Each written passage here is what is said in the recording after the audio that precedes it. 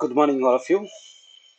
मेरा नाम विजय कुमार सिंह है। मैं आप सभी के लिए जेपीएससी पीटी को ध्यान में रख करके पेपर वन का हिस्ट्री का पूरा सिलेबस जो है लेके आ रहा हूँ, और उसी प्रयास में ये पहला वीडियो जो है वो मैं बनाने जा रहा हूँ।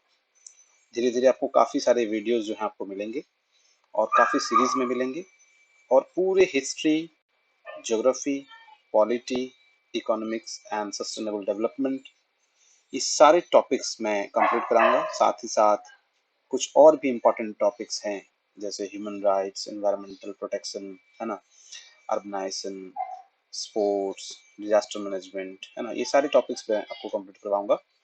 और आप बने रहिए मेरे साथ। अगर आप पहली बार मेरे वीडियो को देख रहे हैं तो प्लीज़ इस वीडियो को देखने के बाद अगर आपको लगता है कि हाँ, मैंने थोड़ा भी मेहनत किया है और आपको वो फ़ायदा पहुंचा है, तो आप मेरे वीडियो को लाइक करेंगे और मेरे चैनल को सब्सक्राइब करेंगे। तो अगर आप मेरे चैनल को सब्सक्राइब करेंगे तो आने वाले समय में जितने भी वीडियोस मैं डालूंगा उसका जो नोटिफिकेशन है वो आपको जल्दी पहुंच जाएगा, और साथ ही साथ मेरी बात जो है वो आप तक पहुंच पाएगी, ज़्यादा से ज़्यादा लोगों तक पहुंच पाएगी। और अगर अच्छा लगेगा तो आप लाइक ज़रूर करेंगे, और अच्छा नहीं लगेगा तो आप छोड़ सकते हैं। ठीक है, चलिए शुरू करते हैं। तो आज जो हम लोग शुरू करने जा रहे हैं वो है चैप्टर 1, और ये रिलेटेड है एंसेंट हिस्ट्री से। तो इसके बाद का जो वीडियो आएगा, सेकंड वीडियो, वो मेडिवल हिस्ट्री से होगा। मैंने एक ही वीडियो में जो है एंसेंट हिस्ट्री के जो इम्पोर्टेंट जो पॉइंट्स हैं जेपीएससी के पीटी को ध्यान में रख करके वो मैंने यहाँ पर सिलेक्ट करके बनाए हैं। दूसरा जो वीडियो बनेगा वो मेडिवल पे बनेगा, और मॉडर्न हिस्ट्री के ऊपर मैं 2 वीडियोस बनाऊंगा। तो कोशिश करेंगे कि हम लोग 4 वीडियोस में जो है वो हिस्ट्री को खत्म करते हैं। ठीक है, चलिए देखते हैं आज का ये पहला वीडियो, जो कि है चैप्टर 1, और ये रिलेटेड है द स्टोन एज से, यानी कि एंशिएंट हिस्ट्री से हम लोग बात कर रहे हैं। देखिए स्टोन एज, तो स्टोन एज से क्या समझते हैं आप? स्टोन एज क्या होता है? तो आप समझ सकते हैं कि स्टोन एज का मतलब है ऐसा युग जहां पर कुछ स्टोन से काम होता होगा। तो देखिए हिस्ट्री जो है ना, हमारी हिस्ट्री एक बहुत ही इंटरेस्टिंग सब्जेक्ट है। बहुत सारे लोगों को हिस्ट्री जो है काफी बोरिंग भी लग सकती है, बहुत सारे लोगों को लगती भी है। इनफैक्ट मुझे भी शुरुआत में बोरिंग लगती थी, बट जैसे जैसे आप ज्यादा ज्यादा जानने लगोगे, पढ़ने लगोगे, सीखने लगोगे, तो वैसे ही हिस्ट्री जो है काफी इंटरेस्टिंग लगने लगेगी। तो हिस्ट्री को ना 3 पार्ट में डिवाइड किया गया है मुख्यतः। एक है प्री हिस्ट्री, ठीक है, दूसरा है प्रोटो हिस्ट्री, एंड तीसरा है हिस्ट्री। तो देखिए प्री हिस्ट्री क्या है, प्रोटो हिस्ट्री क्या है और हिस्ट्री क्या है, थोड़ा इस पे बात कर लेते हैं। प्री हिस्ट्री जो आज हम लोग पढ़ने वाले हैं, एंसेंट टाइम के बारे में, खास करके उस समय के बारे में जब हमारे पास उसके कुछ ना कुछ टूल्स तो हैं, कुछ ना कुछ हमें टूल्स मिले हैं, एविडेंसेस मिले हैं, बट हमारे पास कोई रिटन डॉक्यूमेंट नहीं, कोई रिटन प्रमाण नहीं। ठीक है, कोई मैन्युस्क्रिप्ट नहीं, कोई हाथ से लिखी हुई चीज नहीं है उस जमाने की। तो इसको हम लोग बोलते हैं प्री हिस्ट्री। ठीक है, यानी कि उसका कोई रिटन प्रमाण नहीं है, उसका कोई रिटन प्रूफ नहीं है। ठीक है ना। प्रोटो हिस्ट्री वो है जिसके रिटन प्रमाण तो हैं, बट उसके टूल्स भी हमें मिले हैं, बट उस रिटन प्रमाण को जिस स्क्रिप्ट में लिखा गया है उसे हम स्टडी नहीं कर पाए। ठीक है, तो जिस चीज को हम लोग है रहते हुए भी हम लोग स्टडी नहीं कर पाए उसको हम लोगों ने प्रोटो हिस्ट्री में रखा है। और हिस्ट्री, इसमें हमारे पास काफी सारे एविडेंसेस हैं, टूल्स, है ना, मैन्युस्क्रिप्ट्स, रिटन डॉक्यूमेंट्स, बहुत सारी चीजें हैं, बहुत सारी। ठीक है, तो ये तीनों पार्ट को हम लोगों को डिवाइड किया गया है। ठीक है, तो आपको ये समझना होगा कि आगे कि अभी हम लोग जो पढ़ने जा रहे हैं वो किस बारे में है, वो है प्री हिस्ट्री का टॉपिक है, यानी कि इसमें कुछ रिटन डॉक्यूमेंट्स नहीं है। जो कुछ भी है वो सब अंदाजे पर चलता है, जो भी हमें टूल्स मिले उससे हम लोगों ने बना लिया एक कहानी कि हाँ ऐसा हुआ होगा। ठीक है, तो उसी को हम लोग बोलते हैं क्या, प्री हिस्ट्री। तो प्री हिस्ट्री का एक पार्ट है स्टोन एज। स्टोन एज क्यों कहा जाता है इसे? क्योंकि इस जमाने में ना लोग बहुत ज्यादा विकसित नहीं थे। ठीक है, ये कब की बात कर रहा हूं मैं, तो ऑटोमेटिक आपको पता चलेगा। देखिए 2021 में आज हम लोग बैठे हैं और हम बात कर रहे हैं बहुत पहले की, आज से दो 2 मिलियन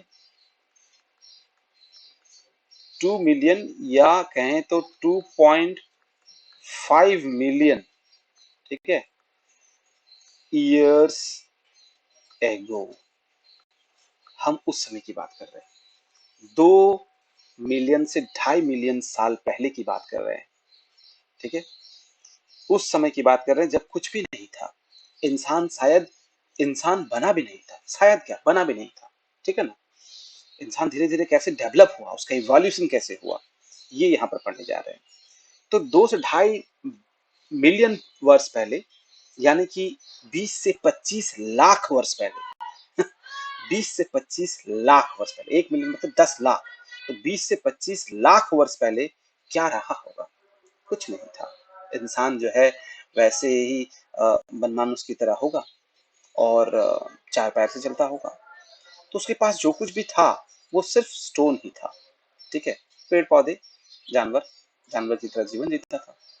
तो उस पत्थर के को देखकर उसे लगा होगा कि ये तो सबसे ठोस चीज है, सबसे सॉलिड चीज है, तो इसी का इस्तेमाल क्यों ना हम किसी चीज के लिए करें। हालांकि उतना दिमाग दिमाग उतना डेवलप नहीं होगा, बस जो मिला उससे लगा कि हाँ स्टोन ये एक अच्छी चीज है, इसका इस्तेमाल किया जा सकता है, इसी से मार देते।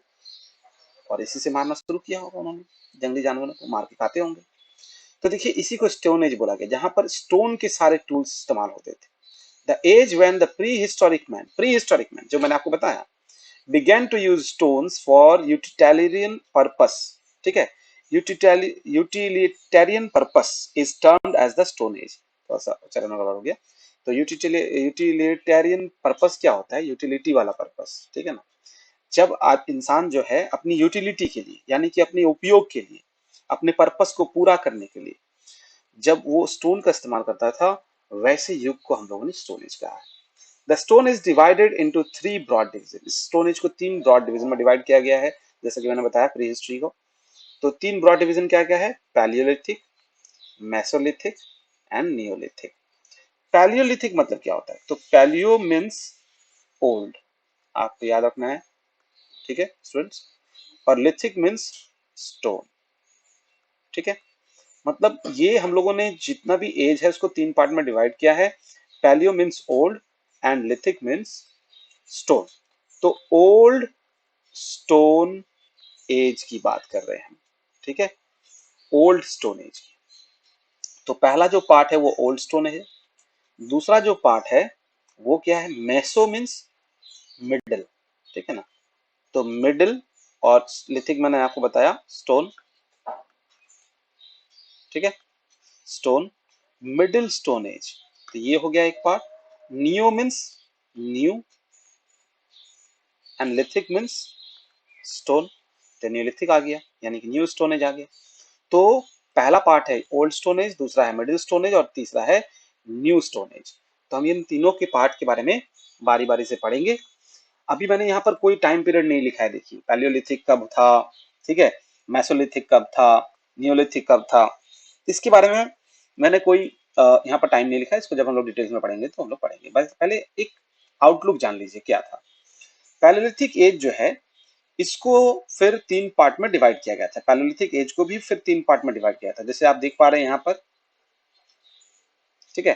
पहला पार्ट है लोअर पैलियोलिथिक, दूसरा पार्ट है मिडिल पैलियोलिथिक, तीसरा पार्ट है अपर पैलियोलिथिक।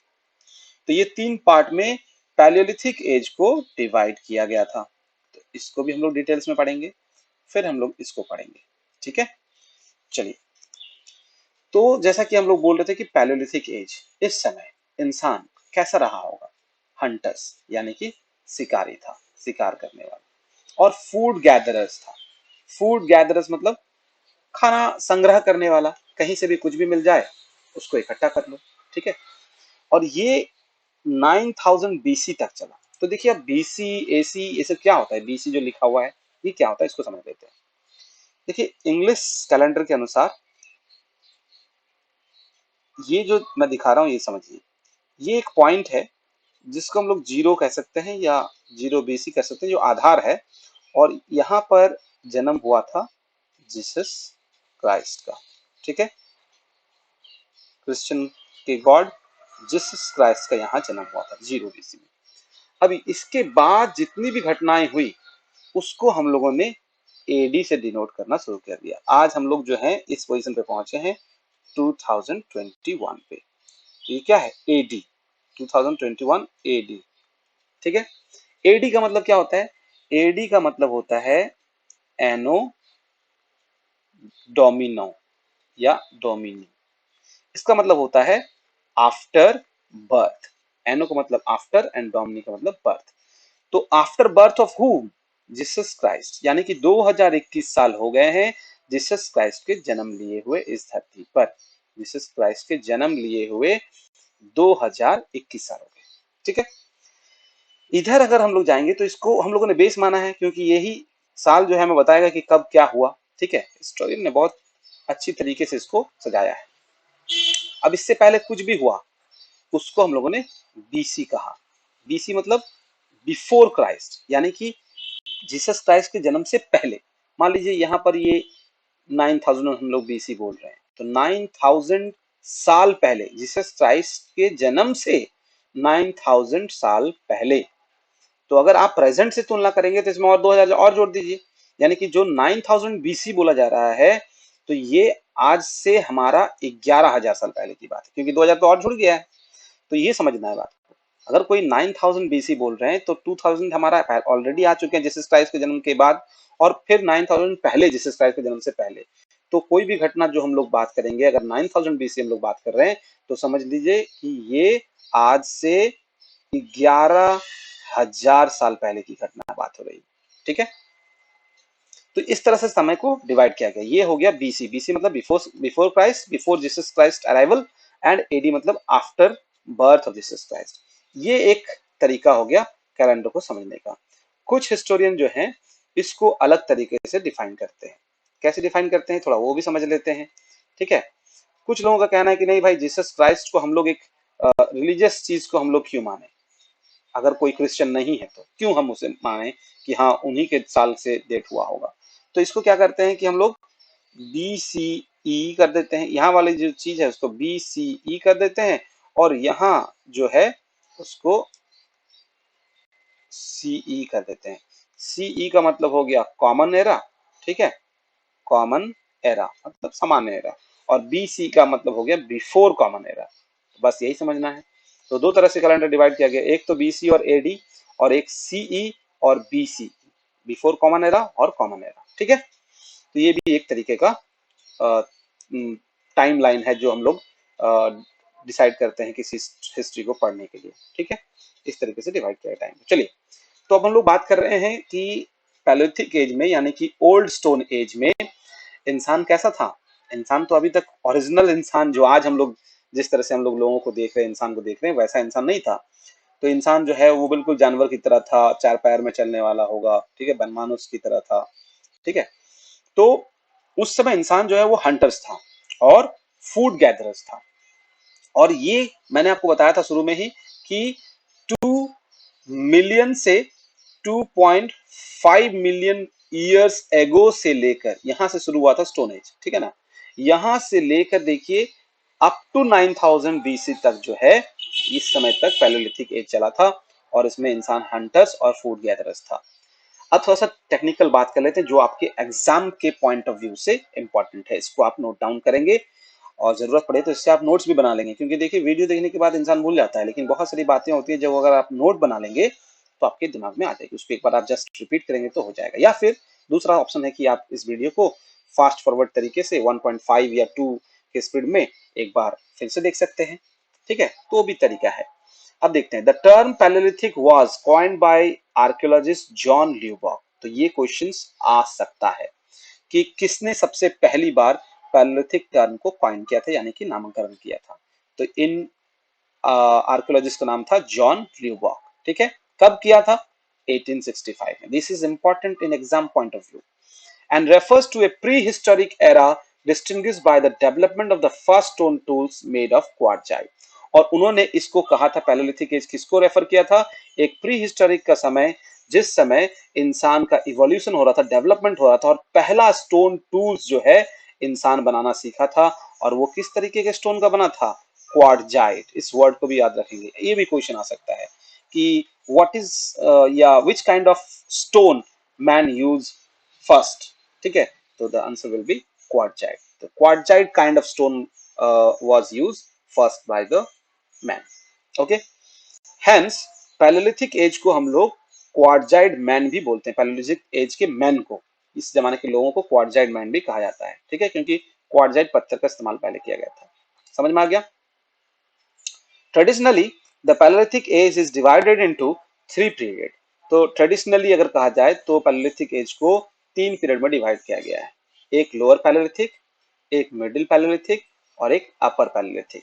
आपको याद होगा जो मैंने दिखाया था अभी कि पैलेलिथिक एज को 3 पार्ट में डिवाइड किया गया है, लोअर पैलेलिथिक, मिडिल पैलेलिथिक, अपर पैलेलिथिक, ठीक है ना।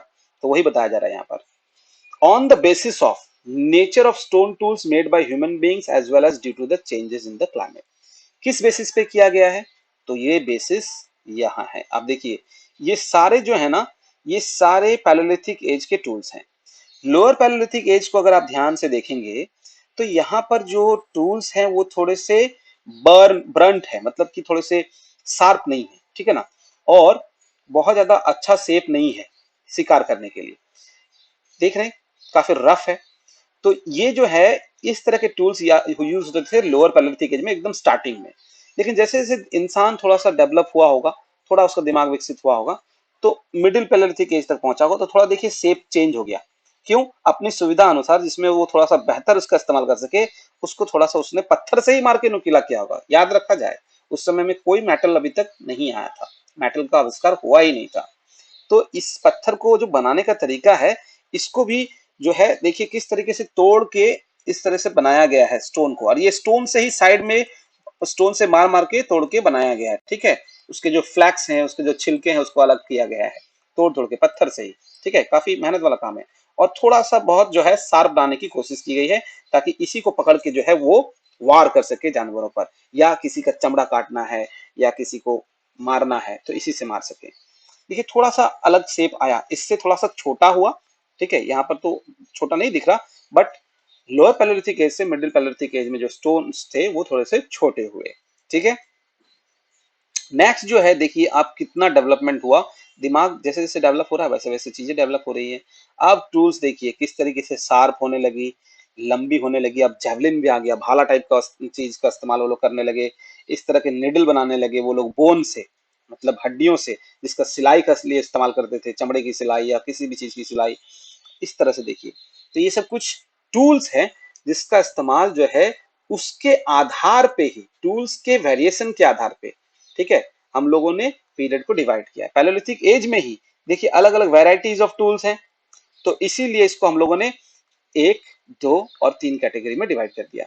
ये लोअर पैलेलिथिक एज, ठीक है, ये मिडिल पैलेलिथिक एज, एंड ये अपर पैलेलिथिक एज, इसको अपर पैलेलिथिक एज, ठीक है, याद रहेगा ये। तो इसको आपको याद रखना है फ्रेंड्स, ठीक है। मैं थोड़ा मिटा देता हूं इसको ताकि आपको समझाने में सुविधा हो। ओके, तो ये क्लियर हो गया। यहाँ पर जो बात दी हुई है वो क्या है कि जो एज है उसको डिवाइड किया गया on the basis of the nature of stone. तो ये जो पूरा एज है उसको स्टोन के यूज के आधार पर इसको डिवाइड किया गया है, ठीक है। अब हम लोग बात करते हैं सबसे पहले लोअर पैलेलिथिक एज के बारे में, ठीक है। लोअर पैलेलिथिक एज के बारे में, ये कब से कब तक चला। देखिए यहाँ से लोअर पैलेलिथिक एज में, पहले तो पैलेलिथिक एज भी बहुत पहले से चलता आ रहा है, 2.5 मिलियन ईयर्स एगो से चलते चलते चलते चलते जो है वो इस लोअर पैलेलिथिक एज तक पहुंचा, जहां पर हम लोग बात कर रहे हैं 5 लाख ईयर्स से लेकर 50,000 बीसी तक। ये बीसी की बात हो रही है, जीसस क्राइस्ट के जन्म से 5 लाख वर्ष से लेकर 50,000 बीसी तक, यानी कि जीसस क्राइस्ट के जन्म से 5 लाख से लेकर 50,000 तक बीसी तक की बात हो रही है, यानी कि जीसस क्राइस्ट के जन्म से 50,000 पहले तक की बात हो रही है, उतने साल पहले की बात हो रही है। It is the earliest sub division of the palaeolithic और ओल्ड स्टोन एज। तो ये पैलेलिथिक एज का सबसे अर्लीस्ट सब डिविजन है। The tools of this phase include mainly hand axe, ये देखिए हैंड एक्स का इस्तेमाल वो लोग करते थे, ठीक है ना, ये है हैंड एक्स, ठीक है, हाथ का कुल्हाड़ी। क्लीवर्स का इस्तेमाल करते थे, क्लीवर्स, ठीक है, क्लीवर्स यहाँ पर शो नहीं कर पा रहा हूं मैं। उसके बाद चॉपर्स का इस्तेमाल करते थे, ये देखिए चॉपर है, चॉपर, ठीक है, एंड चॉपिंग टूल्स। तो इस तरह का चीजों का इस्तेमाल करते थे वो लोग, ठीक है। आगे बढ़ते हैं। तो देखिए लोअर पैलियोलिथिक एज का यही इंपॉर्टेंट बात थी कि क्या क्या कब से कब तक चला, ये आपके एग्जाम पॉइंट ऑफ व्यू से इंपॉर्टेंट है, ठीक है, एग्जाम पॉइंट ऑफ व्यू से यही इंपॉर्टेंट है। और इंपॉर्टेंट ये है कि क्या क्या चीज का इस्तेमाल करते थे वो लोग, ठीक है ना। अब मेन इंपॉर्टेंट चीज क्या है, वो है ये लोअर पैलियोलिथिक एज साइट्स, कहां कहां से हमें लोअर पैलियोलिथिक एज के टूल्स मिले। दिस इज वेरी इंपॉर्टेंट, ये एग्जाम में अक्सर आता है क्वेश्चन कि कुछ दे देगा कि मान लीजिए ये सामान जो है वो कहाँ मिला, या फिर बोला जाएगा ये कि ये साइट्स जो है वो कहाँ पर प्लेस्ड है। तो यहाँ पर क्या क्या सामान मिला ये आपको फ्रेंड्स आपको पता करना है, ठीक है। आपको यही वर्क दिया गया है कि इसमें से आपको पता करना है कि कौन कौन से साइट में क्या क्या चीजें मिली। लेकिन मैं फिलहाल ये बता दे रहा हूँ कि साइट कौन कौन सी है लोअर पैलियोलिथिक एज की। बैलन वैली एक इंपॉर्टेंट साइट है, यहाँ से हमें कुछ टूल्स मिले हैं जो कि मध्य प्रदेश और उत्तर प्रदेश दोनों ही स्टेट में लाई करती है, दोनों ही स्टेट के बीच की जगह है Belan valley. Bhimbetka, this is very important, Bhimbetka and Jogdoha ये दोनों ही मध्य प्रदेश में है। Bagor and Budha Pushkar, this is also very important, Rajasthan. Patne Nandipalle, this is in Maharashtra. Renigunta and Kurnool cave, this is also very important, ये आंध्र प्रदेश में है। सिंभूम झारखंड से भी कुछ हमें टूल्स मिले हैं। And Sohan valley west Punjab जो कि इस समय पाकिस्तान में है, यहां से भी हमें कुछ टूल्स मिले हैं। ये सोहन वैली काफी इंपॉर्टेंट है क्योंकि यहीं पर जो है इंसान का जो पहला रूप इंडिया में मिला था, उसके कुछ अवशेष मिले हैं, ठीक है ना, जो कि वेस्ट पंजाब पाकिस्तान में इंडियन सब कॉन्टिनेंट में कहा जाए तो मिला था, ठीक है ना। आगे बढ़ते हैं। तो इसको आप एकदम याद कर लेंगे और जरूरत पड़े तो इसको दो चार बार आप जो है लिख के प्रैक्टिस भी कर ले कौन कहाँ है। नेक्स्ट, अब है मिडिल पैलियोलिथिक एज, ये कब से कब तक चला। जैसा कि हम लोगों ने देखा था कि लोअर जो पैलियोलिथिक एज है, लोअर पैलियोलिथिक एज कब से कब तक चला, 5 लाख से लेकर 50,000 तक चला था, ठीक है, बीसी, बीसी तक। अब 50,000 से लेकर 40,000 तक, यानी कि ये टाइम पीरियड बहुत कम है, सिर्फ 10,000 साल की हिस्ट्री हम पढ़ रहे हैं। वो हमने पढ़ा था लगभग 4.5 लाख, ठीक है ना, 4.5 लाख ईयर्स की है, जो है हम लोगों ने हिस्ट्री अभी जो है देखी थी लोअर पैलियोलिथिक एज। अभी जो मिडिल पैलियोलिथिक एज है वो 10,000 का ईयर्स का जो डिफरेंस है वो देख रहे हैं। Its tool pattern is based upon flakes, तो मैंने आपको बताया था फ्लेक्स, इसका टूल का पैटर्न जो है, ये देखिए मैं जो आपको बात कर रहा था थोड़ी देर पहले कि किस तरीके से पत्थर से मार मार के जो है इस तरीके का जो है वो लोग शेप बनाते होंगे, या लकड़ी का इस्तेमाल करते होंगे जिससे मार मार के वो थोड़ा सा उसको शार्प करते होंगे। और देखिए किस तरीके से लकड़ी से ही वो जो है उसको शार्प करने की कोशिश कर रहे हैं और किसी तरीके से उसको शार्प बनाने की कोशिश की गई। तो ये डेवलप हुआ, ये आया लोअर पैलियोलिथिक एज से, इंसान जो है इस तरीके से बनाना सीखा और आखिरकार लास्टली ये बनाकर उसने थोड़ा सा टूल को डेवलप किया। तो ये फ्लेक्स क्या होता है, फ्लेक्स होता है ये पत्थर के जो टुकड़े, ये इसको फ्लेक्स बोलते हैं, जो पत्थर से टूट के जो अलग से छिलके या पत्थर के जो छोटे टुकड़े होते हैं उसको फ्लेक्स बोला जाता है। एंड क्रूड पेबल इंडस्ट्री, इससे हमें पता चला है कि जो फ्लेक्स हैं और जो क्रूड पेबल इंडस्ट्री है, यानी कि वहां पर जो है छोटे छोटे कंकड़ जो मिले हैं वो इसी शेप के मिले हैं जो फ्लेक्स से टूटे हुए हैं, यानी स्टोन से टूटे हुए हैं। The dominant tool types being blades, points and borers, इस समय के जो टूल्स हैं वो ब्लेड, पॉइंट्स एंड बोरर्स हैं, ठीक है। तो यहाँ पर हम लोग दिखा सकते हैं मिडिल पैलियोलिथिक एज के कुछ ये जो टूल्स हैं, ठीक है ना, इस तरह का जो इस्तेमाल जो है वो करते थे for cutting as a weapon, इसको काटने के लिए इस्तेमाल करते थे नाइफ के रूप में, ठीक है, इसको स्क्रैपर के रूप में, क्लीन मतलब जानवर की जो हाइड है, हाइड मतलब चमड़ा, उसको क्लीन करने के लिए, ठीक है ना, और चाकू को धार करने के लिए भी इसका इस्तेमाल होता था। तो इस तरह के टूल्स का इस्तेमाल होता था, ठीक है। अब इसके कुछ इंपॉर्टेंट साइट्स, नेवासा जो कि महाराष्ट्र में है, इसको आपको याद रखना है एग्जाम पॉइंट ऑफ व्यू से, वेरी इंपॉर्टेंट। भीमबेटका जो मैंने पहले बताया था लोअर पैलियोलिथिक एज में भी ये था। नर्मदा वैली ये मध्य प्रदेश में है। बागोड़ राजस्थान में था, लोअर पैलियोलिथिक एज में भी था। करमाली वैली एंड दिद्वाना राजस्थान में है, यहाँ दिद्वाना नहीं होगा, राजस्थान में है। एंड सिंभूम जो कि झारखंड में, ये भी लोअर पैलेलिथिक एज में था। ठीक है, इसको याद कर लेना है। नेक्स्ट नेक्स्ट है अपर पैलेलिथिक एज, जो कि 40,000 से लेकर 10,000 तक है।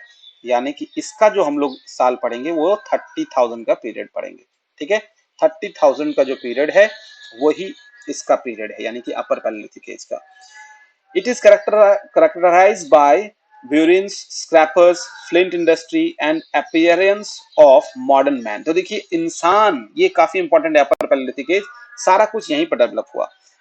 जो मिडिल पैलेलिथिक एज है उसमें बहुत ज्यादा डेवलप नहीं हुआ था, लेकिन अपर पैलेलिथिक एज में जो मॉडर्न मैन है, जैसा कि आज हम लोग देखते हैं, जिनको कि मॉडर्न मैन को हम लोग होमो सैपियंस बोलते हैं साइंटिफिकल लैंग्वेज में, वो असली रूप में विकसित हुआ इसी एज में, अपर पैलेलिथिक एज में। ये लगभग 30,000 हाँ यही इसी बीच में हुआ होगा, 40,000 से लेकर 10,000 बीसी के बीच में ही हुआ था। ठीक है ना।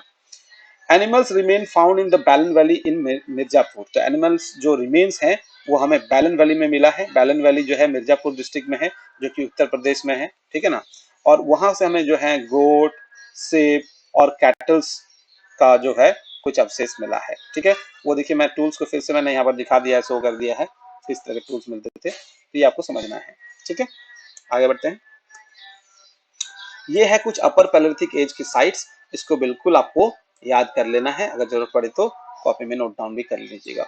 Kurnool caves Andhra Pradesh, Belan valley Madhya Pradesh and UP, Nevasa Maharashtra, Sabarmati valley Gujarat, Singrauli Madhya Pradesh, Kichlar जो है आंध्र प्रदेश, हंसी वैली कर्नाटका, है ना।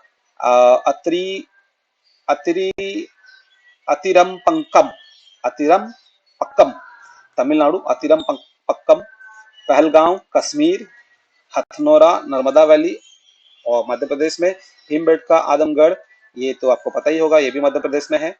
और कोर्टलियार वैली, ये कहाँ पर है, तमिलनाडु में है। तो इसको आपको याद कर लेना है। ठीक है। नेक्स्ट है मेसोलिथिक एज, जो कि हंटर्स एंड हर्डर्स का भी एज कहा जाता है।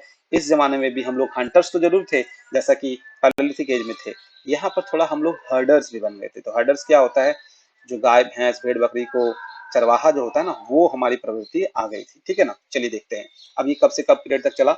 9000 बीसी से 4000 बीसी तक। आपको याद होगा हम लोगों का लास्ट जो पैलेलिथिक एज था, यानी कि अपर पैलेलिथिक एज, ये कब से कब तक चला था, 40,000 से लेकर 10,000 तक। ठीक है, उसके बाद देखिए मेसोलिथिक एज आ गया। वो जो बीच का 1000 ईयर है वो पता नहीं क्या हुआ, बट बीच का देखिए ये आ गया 9000 से लेकर 4000, यानी कि इस जो एज को हम लोग पढ़ेंगे वो और ज्यादा डिफाइन हो गया। 5000 ईयर्स का हम लोग जो है टाइम ड्यूरेशन पढ़ रहे हैं। अभी भी बीसी में चल रहे हैं, याद रखा जाए, 9000 से 4000 बीसी तक। It was a transitional phase, ये काफी इंपॉर्टेंट है, ये ट्रांजिशनल फेज है। देखिए पैलेलिथिक एज और नियोलिथिक एज, यानी कि न्यू स्टोन एज। तो ओल्ड स्टोन एज और न्यू स्टोन एज को बीच में अगर कोई मतलब लेके जाता है, बीच का जो काम करता है, ब्रिज का जो काम करता है, वो है मेसोलिथिक एज। तो ये ट्रांजिशनल फेज था, यहाँ से इंसान जो है अब बदल रहा है, और बदल के क्या जा रहा है, नियोलिथिक एज की तरफ बढ़ रहा है, between the palaeolithic age and the neolithic age. ठीक है, ये फेज है। Mesolithic period is technologically characterised by microliths. तो यहाँ पर माइक्रोलिथ्स का इस्तेमाल होता था। माइक्रो मीन्स क्या, माइक्रो मीन्स छोटा। ठीक है ना, माइक्रो का मतलब होता है छोटा। तो छोटे स्टोन का इस्तेमाल होता था, छोटे स्टोन का इस्तेमाल होने लगा। मतलब जो टूल्स हैं, ये देखिए टूल्स, ये काफी धीरे धीरे छोटे होने लगे। ठीक है ना, छोटे होने लगे। ये बड़े इसमें दिख रहे हैं, बट ये बहुत छोटे हैं उन टूल्स से जो पहले होते थे। ठीक है, और small pointed and sharp stone tools, छोटे छोटे टूल्स बनने लगे, पॉइंटेड टूल्स बनने लगे, शार्प बनने लगे। Adamgarh in Madhya Pradesh and Bagor in Rajasthan provide the earliest evidence for the domestication of animals. तो आदमगढ़ जो उसमें भी था, और बागौड़ जो राजस्थान में था, पहले भी हम लोग पढ़े हैं। तो आदमगढ़ और बागौड़, आदमगढ़ जो है मध्य प्रदेश में है और बागौड़ जो है वो राजस्थान में है। वहां से हमें सबसे पहले डोमेस्टिकेशन ऑफ एनिमल्स के प्रूफ मिले हैं। तो ये क्वेश्चन आ सकता है कि सबसे पहले डोमेस्टिकेशन ऑफ एनिमल्स का जो है वो प्रूफ कहां से मिला है। The answer will be Adamgarh in Madhya Pradesh and Bagor in Rajasthan. यहाँ से हमें काउज, हॉर्सेस और भी कुछ अदर पोल्ट्री फार्म्स एनिमल्स के मतलब ये मिले हैं। ठीक है, साइट्स लाइक प्रूफ मिले हैं। Sites like Bhimbetka, Adamgarh, Pratapgarh and Mirzapur are rich in mesolithic art and painting. तो इस साइड सब में मेसोलिथिक आर्ट एंड पेंटिंग का बहुत सारा चीज मिला है। भीमबेटका, आदमगढ़, है ना, प्रतापगढ़ एंड मिर्जापुर, ये सब में मेसोलिथिक आर्ट का बहुत सारी चीजें मिली है। देखिए ये सब कुछ साइट्स हैं, फिर से एक बार इंपॉर्टेंट है साइट्स और जो प्लेसेस हैं यही काफी इंपॉर्टेंट है, इसको आप याद रखना है। लंघनज, लंघनज जो है वो गुजरात में है।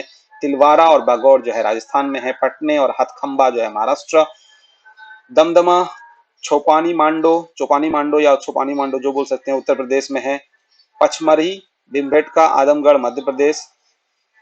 संगन्ना कालू ये कर्नाटका में है। गौरी गुंडम ये आंध्र प्रदेश में है। इसको आपको याद कर लेना है, ठीक है, ये क्वेश्चन में आ सकता है। देखिए इस तरह से टूल्स जो है डेवलप हुए, थोड़े से छोटे हो गए। The characteristics of tools of this age were microliths. The people of this age practice paintings. इस जमाने में पेंटिंग्स भी होने लगी थी, लेकिन पेंटिंग का मतलब ये नहीं कि ब्रश व्रश से पेंटिंग हो रही थी। स्टोन से ही दीवार में कुछ वो कुरेद कुरेद के जो है वो लिखने की कोशिश कर रहे थे। कुछ सिंबल्स भी मिले हैं। द पेंटिंग्स डिपिक्टेड बर्ड्स, तो इस पेंटिंग्स में कहीं ना कहीं कुछ बर्ड्स की पेंटिंग्स बनाई गई है, एनिमल्स की और कुछ ह्यूमन बींग्स की। A considerable number of painted rock shelter have been found in Bhimbetka Madhya Pradesh. तो भीमबेटका से हमें बहुत सारे पेंटेड रॉक शेल्टर्स यानी कि गुफाओं में पेंटेड मिले हैं, पत्थर से कुरेदे हुए, ठीक है, मध्य प्रदेश में। आगे बढ़ते हैं, तो अब हम लोग बढ़ रहे हैं कहाँ, अब हम लोग बढ़ रहे हैं नियोलिथिक एज की तरफ। तो जैसा कि हम लोगों ने देखा अभी अभी मेसोलिथिक एज जो 9000 से लेकर 4000 बीसी तक था। अब हम लोग जो नियोलिथिक एज है वो 4000 से 1800 यानी कि 1800 बीसी तक का जो समय है उसको हम लोग जानने जा रहे हैं। तो ये लगभग लगभग 2200 साल का जो हिस्ट्री है वो पढ़ेंगे नियोलिथिक एज। नियोलिथिक एज और the new stone age was the last phase of the stone age. यही लास्ट फेज था और ये काफी इंपॉर्टेंट था। क्यों? क्योंकि सारा कुछ यहीं पर डेवलप हुआ। अगर आप बात करें तो व्हील्स यहीं पर डेवलप हुए, फायर यहीं डेवलप हुए, पढ़ेंगे हम लोग। देखिए यहाँ पर it is characterised by the use of polish stone tools. इस जमाने में टूल्स जो है ना वो काफी पॉलिश्ड इस्तेमाल होते थे। किस तरीके के टूल्स इस्तेमाल होते थे आप देख सकते हैं। इस तरीके के पॉलिश, थोड़े से चमकीले, सॉरी ये तो पैलेलिथिक एज का है। इस तरीके के जो है कुछ बेहतर देखिए सेप जो है वो दिखाई दे रहा है। और इस तरह के शाइनिंग कुछ टूल्स जो है वो इस्तेमाल करते थे हम लोग नियोलिथिक एज में। And the beginning of cultivation, देखिए कल्टीवेशन ऑफ क्रॉप वो भी यहीं से शुरू हुआ। इंसान ने देखा होगा कहीं पर वो बैठे होंगे और कहीं पर जो है कहीं से कुछ जो पक्षी हैं वो कहीं से दाने लेके आए होंगे और कहीं फेंक दिए होंगे। अचानक से उनको देखा होगा कि यहाँ पर कुछ उग रहा है, इसको खाया जा सकता है, खाना शुरू किया हो गया होगा। फिर वही खा के कहीं कुछ छोड़ दिए होंगे दाना, वहीं से फिर कुछ उग गया होगा। तो यहाँ से आइडिया आया होगा एग्रीकल्चर का, कल्टीवेशन का, तो यहाँ से आया। कल्टीवेशन यही शुरू हुआ, ठीक है। ये भी क्वेश्चन आता है कि कल्टीवेशन कब शुरू हुआ स्टोन एज में, तो नियोलिथिक एज में। इस समय देखिए इंसान जो है फूड प्रोड्यूसर बन गया था बिकॉज कल्टीवेशन शुरू हो गया था। An important invention of this time was the making of the wheel. चक्के का इस्तेमाल भी शुरू कर दिया था इंसान ने, ये काफी इंपॉर्टेंट हो गया था। और आग का भी डिस्कवरी इसी एज में हुआ था। तो आग तो देखिए वो लोग पहले भी आग देखे होंगे, ऐसा नहीं है कि मेसोलिथिक एज में आग नहीं देखे होंगे। आग तो जंगल में लगता ही होगा नेचुरल रूप से, लेकिन उसको डिस्कवर करना मतलब खुद से आग लगाना, वो यहाँ से उन्होंने सीखा होगा कि कैसे आग को लगाया जा सकता है। The four major characteristic traits that represent the Neolithic culture are as follows. जो चार important characteristics हैं Neolithic age के वो ये हैं। क्या क्या हैं? Beginning of the practice of agriculture, ये काफी important है। Domestication of animals, देखिए Mesolithic age में domestication of animals शुरू हो चुका था, लेकिन यहाँ पर थोड़ा बेहतर तरीके से domesticate करना उन्होंने शुरू कर दिया होगा।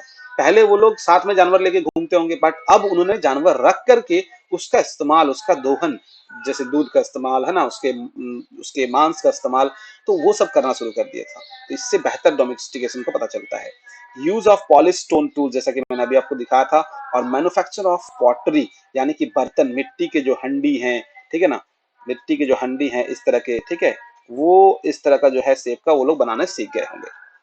Mehrgarh in Baluchistan Pakistan is the oldest neolithic site. तो सबसे पुराना, अगर नियोलिथिक साइट में सबसे पुराना साइट है तो वो मेहरगढ़ में है, और ये अभी कहाँ है? बालूचिस्तान पाकिस्तान में है। ये इंडियन सब कॉन्टिनेंट का सबसे पुराना साइट है, 7000 बीसी का पुराना साइट है। तो देखिए आप बोल रहे हैं यार सर यहाँ तो 4000 से 1800 की बात हो रही है।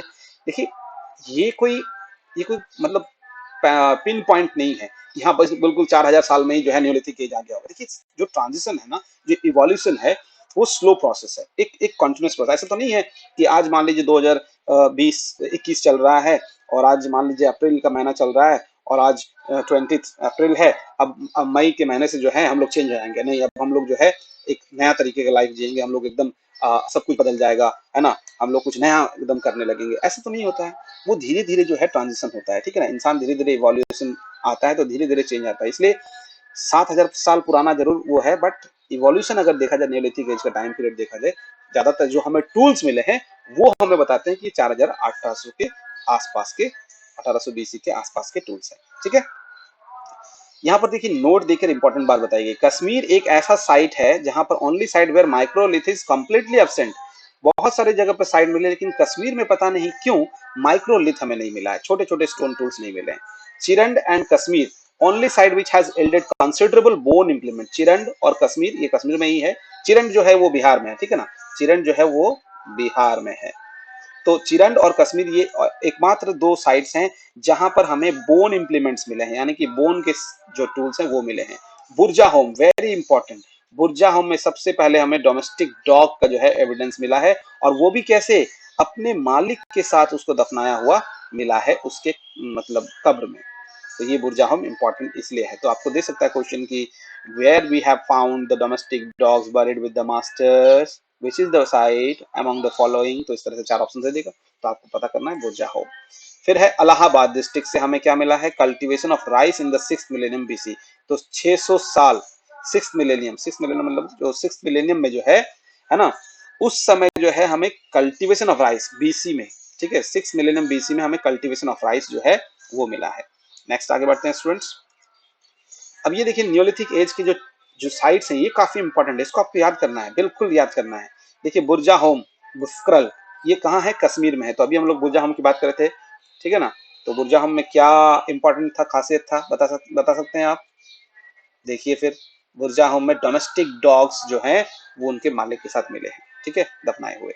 मेहरगढ़, किली गुल मोहम्मद, ये बालूचिस्तान में है, पाकिस्तान में। दाव जली हाडिंग, ये असम में है। ये सब कुछ इंपॉर्टेंट साइट्स है। चौपानी मांडो और महागड़ा, ये उत्तर प्रदेश में है। चिरंड एंड छेचर जो कि बिहार में है। टेकलाकोटा एंड संगनाकालू कर्नाटका में है। नरसीपुर एंड हल्लूर कर्नाटका में है। कुपगल एंड कुडेक्कल एंड ब्रह्मगिरी, ये भी कर्नाटका में है। नागार्जुनकोंडा एंड टिकलीहल उटनूर आंध्र प्रदेश में है। और पय्यन्नापाली ये तमिलनाडु में है। तो ये आपको याद करना है स्टूडेंट्स, यही सारा इंपॉर्टेंट चीज होता है जो क्वेश्चंस एग्जाम में आता है। टूल्स के बारे में मैंने बता दिया है। यहाँ थोड़ा सा डिफरेंस बताया गया है। देखिए पैलियोलिथिक एज के टूल्स हैं वो कैसे हैं, और जो नियोलिथिक एज के टूल्स हैं वो कैसे हैं। यहाँ पर शार्प टूल्स नहीं है, कटर्स और स्क्रैपर्स का इस्तेमाल हुआ है, और स्पीयर्स का इस्तेमाल वो लोग करते थे, है ना। और यहाँ देखिए wide spread use of ground stone tools, तो जमीन के नीचे जो पाया जाने वाला पत्थर का इस्तेमाल किया गया है। एडवांस टूल्स हैं, काफी शार्प हैं। बो और एरो का इस्तेमाल होने लगा है, तीर धनुष का। एंटलर्स और वुड प्लोज जो हैं वो बन गए हैं। इंस विथ यूज ऑफ मेटल्स, तो यहाँ पर जो है ये जो सारे टूल्स हैं अब धीरे धीरे लुप्त होंगे, क्योंकि अब इसके बाद जो आएगा वो आएगा मेटल युग, ठीक है ना। तो वो होगा चाल्कोलिथिक एज। तो चाल्को मतलब क्या होता है, चाल्को मीन्स होता है कॉपर, ठीक है ना। एंड लिथिक मतलब स्टोन। तो कॉपर स्टोन एज, जहां पर स्टोन के टूल्स भी थे और कॉपर के भी टूल्स थे। कॉपर के साथ साथ उन्होंने एक और चीज डेवलप कर ली थी, वो है ब्रोंज। तो ब्रोंज, कॉपर और स्टोन के टूल्स जहां थे वो चाल्कोलिथिक एज आ गया। देखिए these people use copper and bronze to make a range of utilitarian tools. This phase of period is termed as the Chalcolithic age. इसी पीरियड को हम लोग चाल्कोलिथिक एज बोलते हैं, जहां पर हम लोग इस 3 टूल्स का इस्तेमाल बनाने के लिए किया करते थे, इन तीनों का, कॉपर, स्टोन और ब्रॉन्ज का। A number of such sites have been found in Chotanagpur Plateau regions, the upper Gangetic basins. तो यहाँ पर हमें ये साइट्स मिली हैं, कर्नाटका में भी मिली हैं, and near the bank river Narmada. Neither plow nor cow has been found at Chalcolithic sites. ना ही काव और ना ही प्लॉ जो है हमें मिला है Chalcolithic साइट से, यानी कि हल अभी तक डेवलप नहीं हुआ था। दे प्रैक्टिस झूम कल्टीवेशन, वो लोग झूम कल्टीवेशन प्रैक्टिस करते हैं। झूम मतलब जैसे सपोज यहाँ पर वो लोगों ने कुछ उगाया, अब यहाँ उगा के जब वो लोग फसल को काट लिए, उसके बाद यहाँ से चले गए अब इस जगह में, ये सामने नहीं है, ये बहुत दूर है, ठीक है ना, ये कहीं 100 किलोमीटर दूर है।